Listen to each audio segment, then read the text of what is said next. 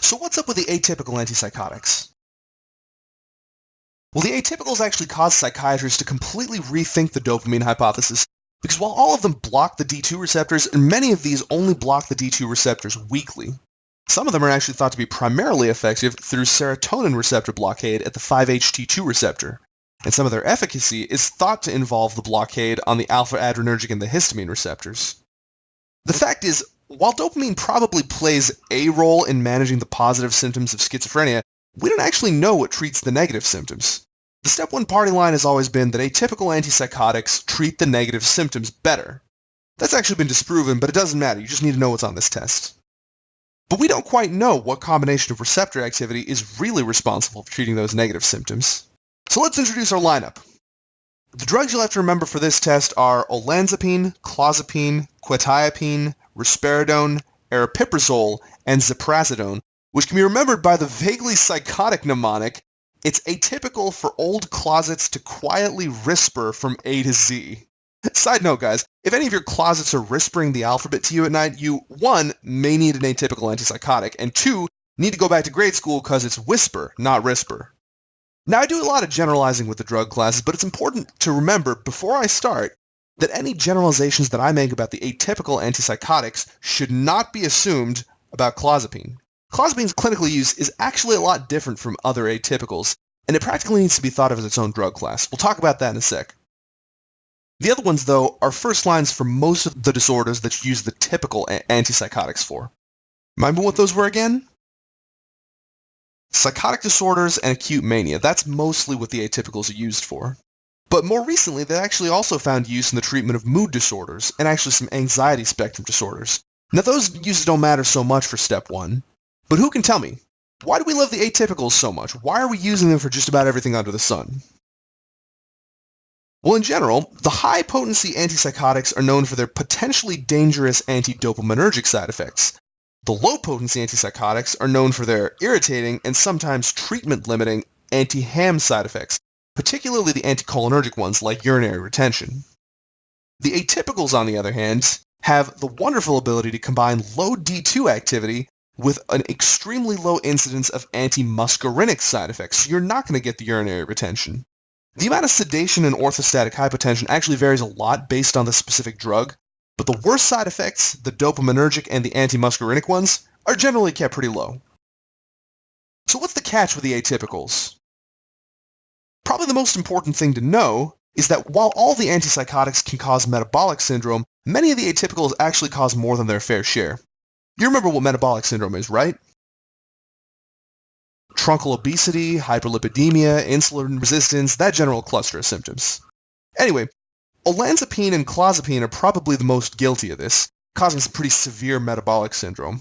You wouldn't really think that's a big deal compared to things like freaking neuroleptic malignant syndrome, but consider that cardiovascular disease is already a really common cause of death. Remember, you gotta take these atypical antipsychotics for the rest of your life. And taking drugs that give you metabolic syndrome for that length of time certainly shortens your lifespan by a fair margin. Second, all of these drugs cause QT prolongation, and remind me, what can that cause? It can lead to a kind of ventricular tachyarrhythmia called torsade de pointe, with extra points on your test if you say it in a horrible French accent. Finally, while most antidopaminergic side effects are minimized with the atypical antipsychotics, interestingly enough, risperidone causes the most prolactin elevation out of any of these drugs. Just to review, what's that most likely to lead to? It can lead to galactorrhea, but it's most likely to lead to sexual dysfunction and/or amenorrhea. We'll wrap this one up with clozapine, which is kind of like the black sheep of the atypical family. We already know that, like olanzapine, it's got the highest risk of metabolic consequences like weight gain and diabetes. It also comes with a seizure risk, but the complication you have to worry about most is agranulocytosis, where the bone marrow granulocyte production is suppressed. You remember the granulocyte lineage? It involves neutrophils, basophils, eosinophils, mast cells, actually the most of the leukocytes. So this can obviously lead to a fatal immunodeficiency if it's carried out to completion. So because of this side effect, you have to monitor a patient's white count on a weekly basis. If you see a drop in the white count, no more clozapine. So it sounds like clozapine's got some pretty significant side effects and makes patients who are probably already non-compliant, come in for weekly monitoring, which is like pulling teeth. So why would anybody use it? What are the benefits? Short answer, it's the best. It is the most effective antipsychotic of all the typical and atypical antipsychotics, and it even works on schizophrenia that was previously resistant to medical management. Pretty cool, huh? Finally, it has the weakest antidopaminergic activity of all the typical and atypical antipsychotics, meaning that it has practically no risk of extrapyramidal symptoms, neuroleptic malignant syndrome, or elevated prolactin. The bottom line, clozapine is the big gun of schizophrenia, but unlike the other atypicals, it's not a first-line kind of drug. You only use it if the other treatments have failed. And that about covers the antipsychotics. There's a lot of different drugs and a lot of different side effects to know, but hopefully I managed to present them in a concise, well-organized manner. Let's test your knowledge with a flash quiz. We're now moving on to everyone's favorite mood stabilizer, lithium. Remember its indications from psychopathology? It's the first-line drug in the long-term management of bipolar disorder, as it's the drug that's best been proven to decrease the rate and severity of the mood episodes. It does, however, treat the manic episodes better than the depressive ones, which, as I'm sure you understand, makes it kind of a tough sell for some of your bipolar patients. It can also be used as an adjunctive treatment for severe acute mania, the primary treatment, as you should know, being the atypical antipsychotics. And yes, by the way, lithium refers to the element lithium in its various salt forms. Lord knows who found out it works as a good mood stabilizer, but either way, we have no idea how it works, and it's not something you'll be tested on. On the note of stuff you'll never be tested on, here's kind of an interesting factoid. You know how Coca-Cola was one of those medicinal sodas that had a speed-tastic combination of cocaine and caffeine in it? Well, it turns out there were other medicinal sodas, including a lithium-containing soda with the god-awful name of bib-labeled lithiated lemon lime soda. Well, funny story, the company eventually renamed the drink to more subtly reference lithium by using its atomic mass in the name. Anyway, good story. I thought you'd enjoy that. Unfortunately, lithium's not really the sort of stuff you should be putting in sodas because it can have some pretty significant side effects in the long term. The acronym for these is LMNOP. Lithium toxicity causes movement, which means tremor, nephrogenic diabetes insipidus, which you should review in the endocrine section, not hyperthyroidism, and pregnancy problems, which refers to a very specific cardiac malformation known as Ebstein's anomaly. Check out the cardiology section for more details. Now, all these are side effects of chronic use that you need to watch out for, but lithium is also prone to reaching acutely neurotoxic and nephrotoxic levels because its therapeutic index is extremely low. What do I mean by that? Well, the therapeutic index is basically the ratio between the toxic dose and the effective dose. Ideally, you want that to be as high as possible, but sometimes, like with lithium, you really don't have a much better alternative. So what you need to do is monitor blood lithium levels routinely to make sure they're in range. And to keep your lithium in range, you also need to watch your sodium. Hyponatremia, especially the hyponatremia induced by the thiazides, causes increased proximal tubular resorption of the lithium ions along with the sodium ions, which can lead to lithium toxicity. And if that mechanism doesn't make a lot of sense to you, honestly, that's more complicated nephrology than you'll see on step 1. What you do have to know is that the thiazide diuretics are relatively contraindicated in patients taking lithium for that very reason. Now, this is the point where we'll kind of be skipping the discussion of a lot of the drugs that are vitally important to the field of psychiatry. To round out the discussion on mood stabilizers, what are the most important second-line mood stabilizers that we haven't discussed yet? The answer is the anticonvulsants valproate and carbamazepine. Now afterwards, after we talk about the mood stabilizers, we're going to talk about the anxiolytics. And what are the best drugs for anxiolysis?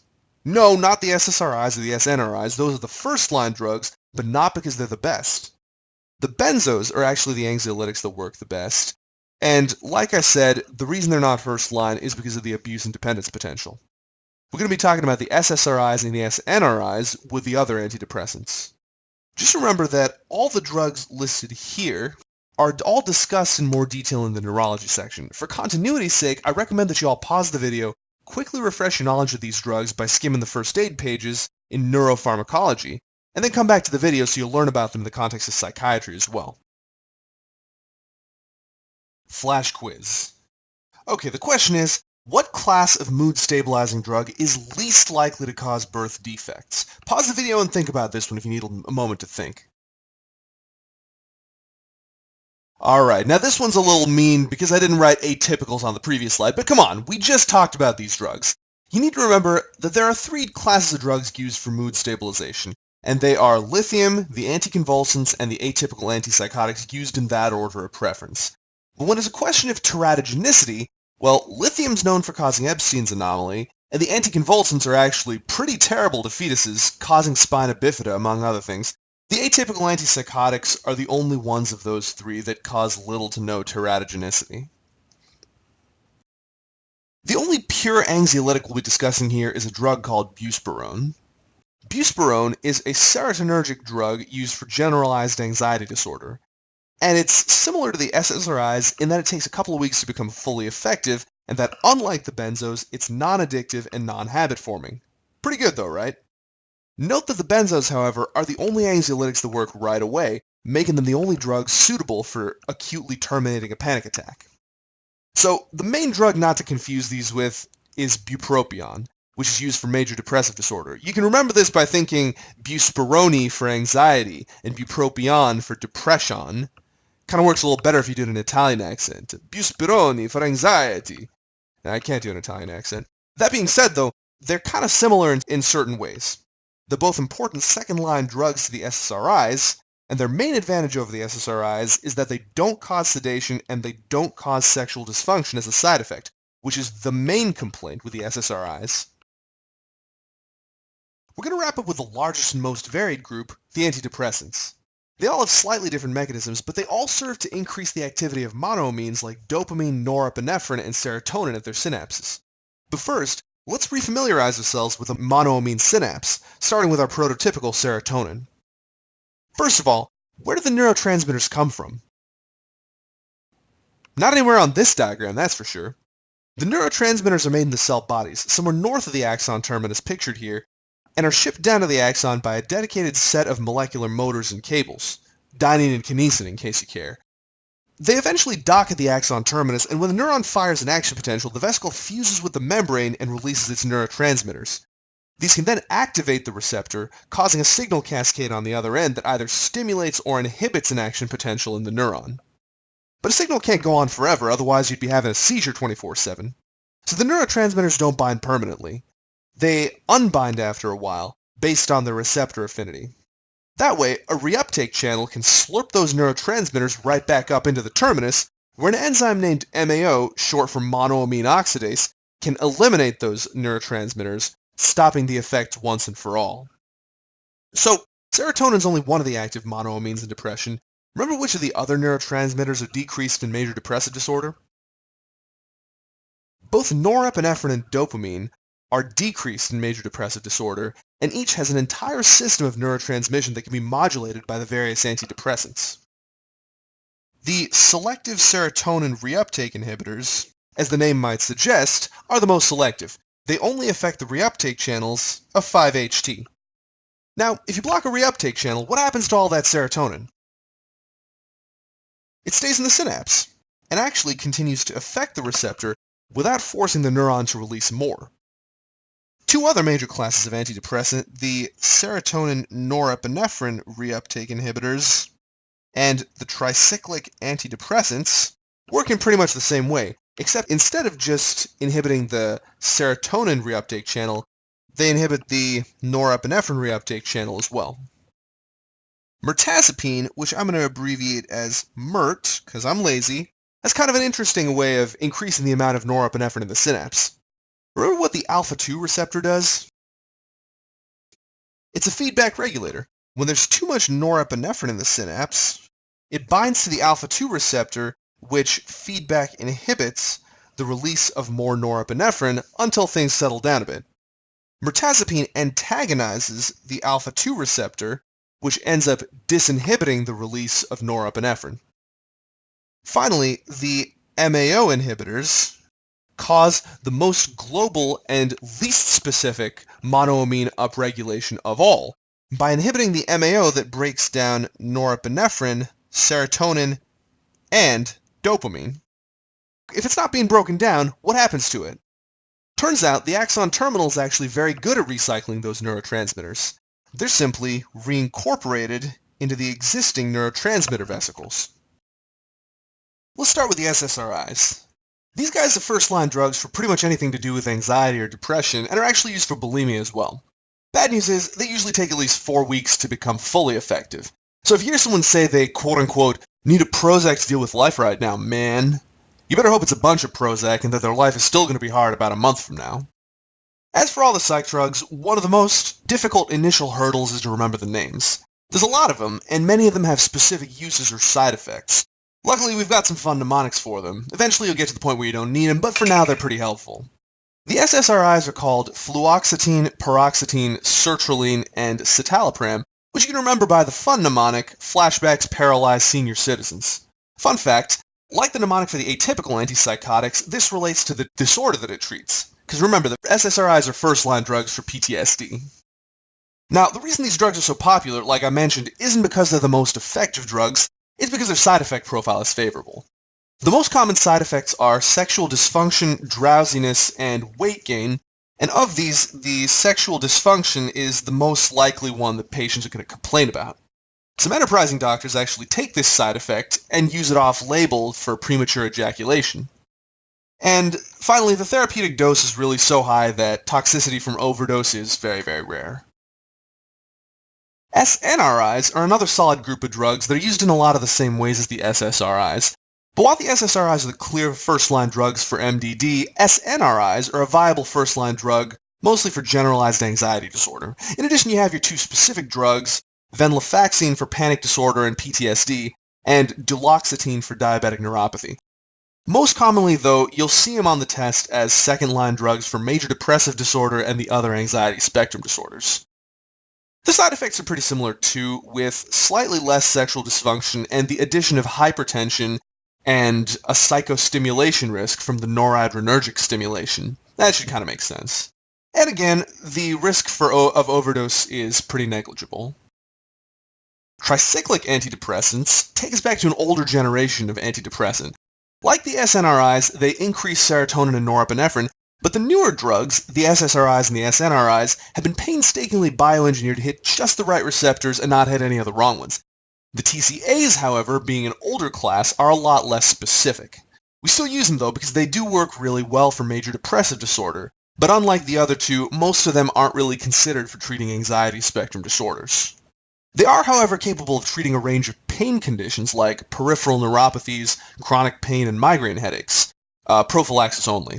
Clomipramine is an interesting one because it's actually a first-line drug for OCD. Now, the TCA names will drive you crazy if you try to memorize all of them. There's like 7 names in total. But just remember that all of them end in some variant spelling of ipramine, iptaline, or oxapin. Now, if you're wondering why the SSRIs, which can totally kill your libido, are thought to be so benign, all you really have to do is compare it to the tricyclic side effects list, which is kind of horrendous. First of all, you still have the whole sexual dysfunction thing. That doesn't go away.